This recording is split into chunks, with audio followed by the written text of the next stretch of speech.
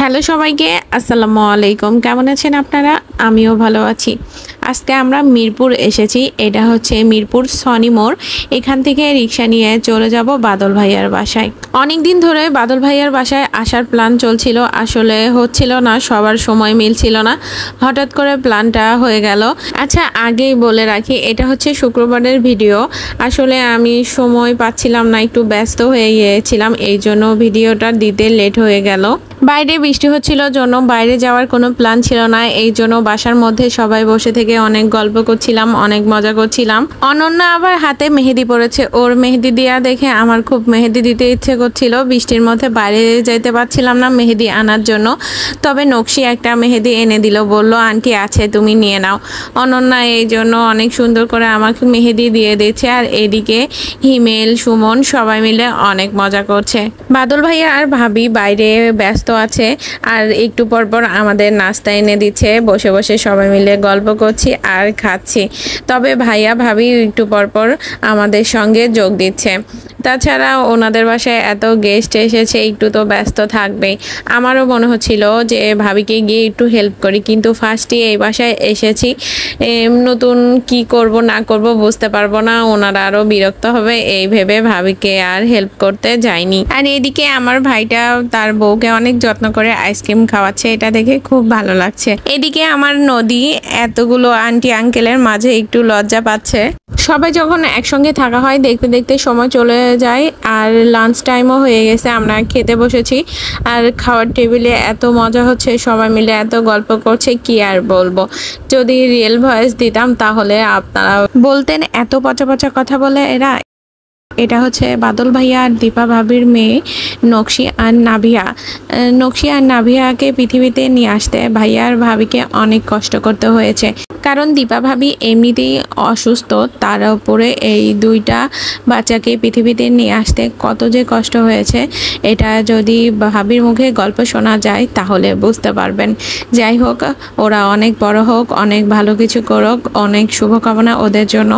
দীপা ভাবি আমাদের জন্য অনেক খাবার রান্না করেছে, এত খাবার একসঙ্গে খাওয়াও সম্ভব না। আর সব থেকে বড় কথা, ভাবি এত খাবার এত কষ্ট করে একা একা রান্না করেছে, আমি হলে মনে হয় পারতাম না এত কিছু একবারে রান্না করতে। আমাদের ঢাকা শহরের যান্ত্রিক জীবনে মাঝে মধ্যে এমন গেট টুগেদার খুবই প্রয়োজন। অল্প কিছুদিনের মধ্যে আবার আমরা ঘুরতে যাব, অবশ্যই সেটা ঢাকার বাইরে। এবার সবাই মিলে যাব। গতবার কক্সবাজার গিয়েছিলাম হিমেলকে রেখে, ওকে অনেক মিস করেছি। এবার সবাই মিলেই যাব। বৃষ্টি দেখে একবার ভেবেছিলাম যে আসবো না, আজকের ডেটটা ক্যান্সেল করে দেই, কিন্তু না আসলে খুবই মিস করতাম। তখন তো বাইরে ঘুরতে হইতো, বাসার মধ্যে থেকেও যে এত সুন্দর টাইম পার করা যায় সেটাই আজকে বুঝলাম।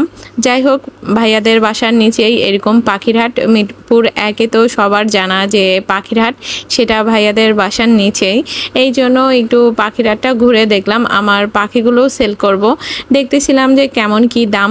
যাই হোক, মোটামুটি ভালোই দাম ছিল বৃষ্টির দিন অনুযায়ী। এর পরের হাটগুলোতে ট্রাই করব আমার পাখিগুলোকে নিয়ে আসতে। যাই হোক, ওদেরকেও সেল করে দেব। খুবই খারাপ লাগছে পাখিদের দেখে, এক জায়গায় ছিল আবার আরেক জায়গায় চলে যাচ্ছে। বিকেলেও ছিল অনেক আয়োজন, ভাবি এখানে অনেক হোমমেড খাবারগুলো তৈরি করেছিল, এইগুলো এত মজা ছিল, আমি তো খেয়ে একেবারে অবাক হয়ে গেছি। সব থেকে মজার খাবার ছিল এই মালাই কেকটা। আর এই যে হিমেল কি মজা করে খাচ্ছে, আর আমরা এখানে অনেক অনেক গল্প করছি, মানে সারাদিনের থেকে এই জায়গাটায় বসে যে এত মজার গল্প হয়েছে। এখানে ভাবিও সময় দিতে পারছে ঠিক করে, ভাবি এতক্ষণ খুবই ব্যস্ত ছিল, কাজটা শেষ করে বিকেলের নাস্তা দিয়েছে, সবাই খাচ্ছে আর অনেক গল্প করছে।